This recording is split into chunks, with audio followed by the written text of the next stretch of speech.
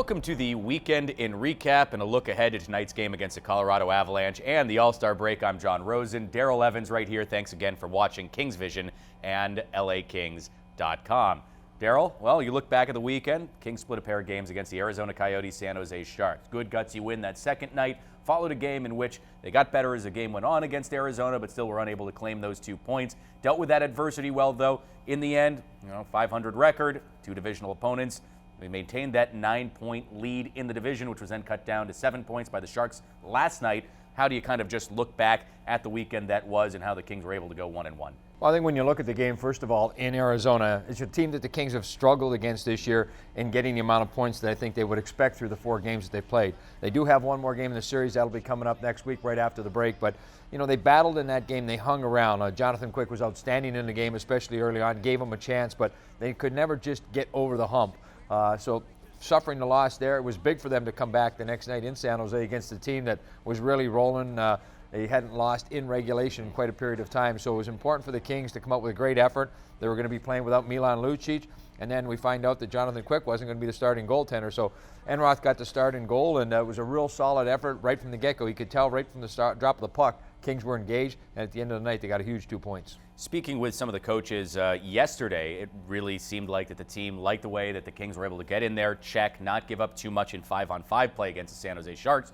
They're going to need that here this evening. You go up against a Colorado Avalanche team that's been very successful on the road this year. Had one get away from them last night in San Jose. When you look at their top elite forwards, that's quite a tremendous group. Obviously, you have Nathan MacKinnon, you have Matt Duchene, Gabriel Landeskog, Jerome McGinley, somebody, one of the best power forwards perhaps of his era, maybe the very best. So looking at that team, again, you need that same adherence to checking, that strong 5-on-5 play. On top of that, the Kings have been relying on some pretty strong special teams as of late. They have, and they've been getting it out, especially out of the power play. But the checking part of the game is going to be big.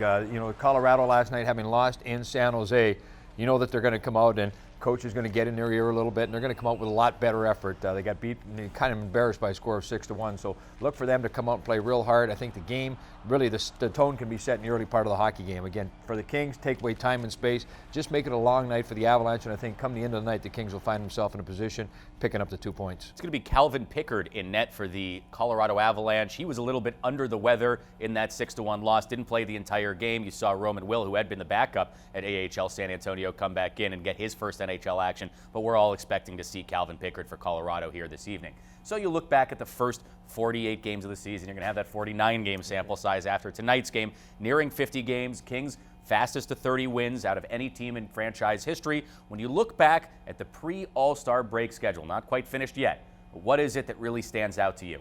Well, I think it was the Kings, weathering that storm. There's 6 games over the last 9 days leading into tonight's match. I think the Kings did a good job. They would like to have the record have been a little bit better, but we've seen in the last number of years, Kings have had some difficulties in January. So I think they weathered the storm well this January to this point and have to be pleased with where they stand atop of the division. Kings have been doing a good job checking well. They still have that same adherence, again, to keeping the puck out of their own net, controlling the pace of play, running possession, and relying on standout goaltending from Jonathan Quick and Jonas Enroth. We'll have a lot more to talk about next week as well after the All-Star break. Enjoy your weekend, whether you're heading to Nashville, staying back at home, enjoying this California weather. Thanks again for tuning in here to LAKings.com and Kings Vision. This is Daryl Evans. I'm John Rosen.